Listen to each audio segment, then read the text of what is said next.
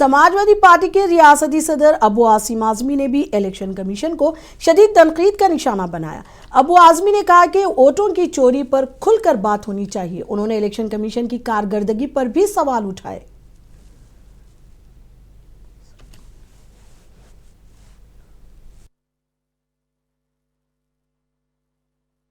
रोज का खिटपिट जो चल रहा है ना कि वोटर लिस्ट में नाम बढ़ा देना, वोटर काट देना और उसमें मनमानी कर देना जो चल रहा है ना, ये वोटों की चोरी हो रही है। इस पे एक बार खुल करके बात होना चाहिए और इलेक्शन उसके पहले बिल्कुल नहीं होना चाहिए जब तक कि वोटर लिस्ट सही ना हो जाए। बहुत सारे हजारों लाखों लोग अपना गांव छोड़ करके के प्रदेश में विदेश में नौकरी करते हैं। इलेक्शन में वोट देने जाएंगे तो आप ये लिख देंगे, बीएलओ लिख देगा कि भाई हम गए थे, घर में ताला बंद था। आप ये जो कानून उसको फॉलो नहीं करते हैं लोग कि पड़ोसी से पूछो, उनको नोटिस जारी करो, कुछ नहीं, मनमानी जो है। जब जिसका चाह वोटर लिस्ट में नाम बढ़ा दिया, घटा दिया, और जब इलेक्शन आता है, जब सामने लिस्ट आती है तो फिर उसमें बहुत बड़ा घोटाला होता है और कोई सुनने को तैयार नहीं होता है। असली वोटर वोट नहीं दे पाते, जो नकली लोग हैं अलग तरह वोट दे लेते हैं। इस पे एक बार खुल करके जो बातें हो रही होना चाहिए और इस पे कार्रवाई सच्ची होना चाहिए। मुझे बहुत खुशी है कि आज